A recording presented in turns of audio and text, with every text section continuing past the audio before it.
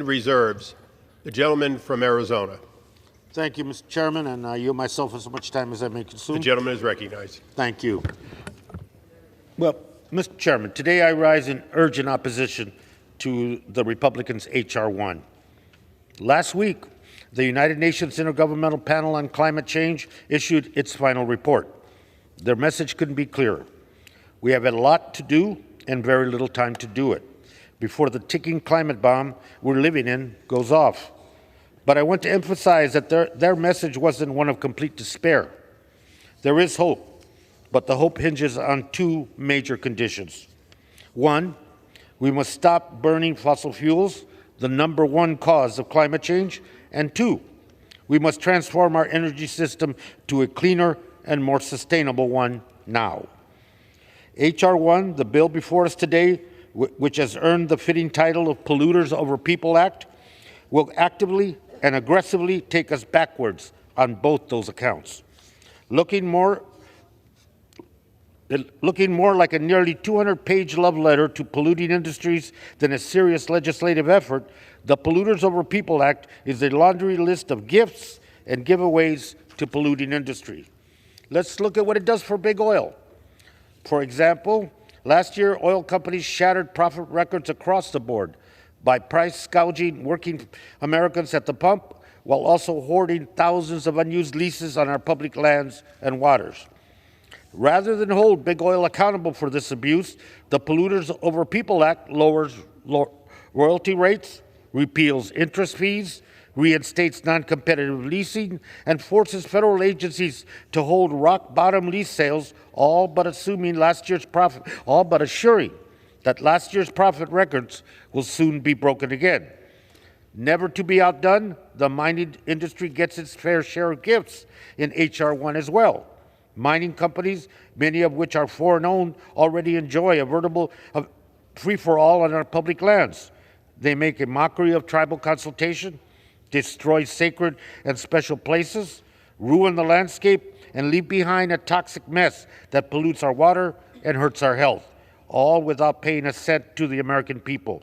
Not one red cent is paid in royalties.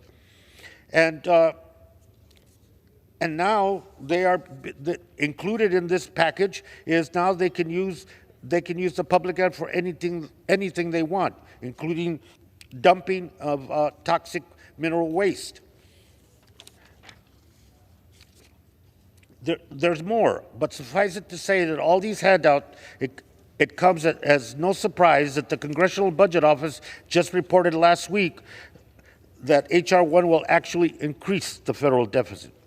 Staying true to its name, Polluters Over People Act also fast-tracks dirty energy projects by gutting our bedrock environmental and public health laws, namely the National Environmental Policy Act, or NEPA. This is not a new so-called permitting reform solution they've come up with to address our energy needs. This is the same ideological attack I've seen Republicans in the Natural Resources Committee launch on NEPA year after year after year. So for anyone who is being lured into thinking there are opportunities for negotiations on this bill, do not be naive.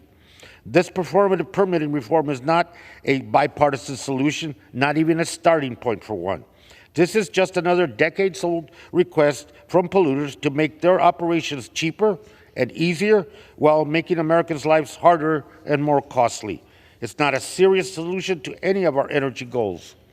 Even former President George W. Bush's head of permitting efforts has said that this bill will be a quote unquote of no statistically significant consequence. In fact, the Polluters Over People Act has none of the real permitting solutions that can speed up the build-out of clean energy infrastructure that we all need. One of those solutions would be increasing funding for federal permitting offices, which is exactly what Democrats did when they secured more than $1 billion in last year's historic Inflation Reduction Act.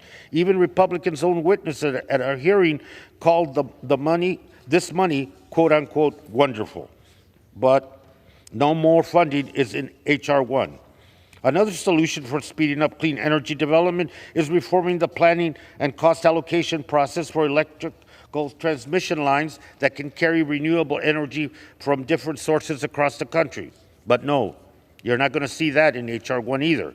And of course, any real permitting reform solutions would make sure to protect and empower the communities that have been disproportionately hurt by dirty energy and other polluters for decades, and that are now being hit the hardest by climate change as well.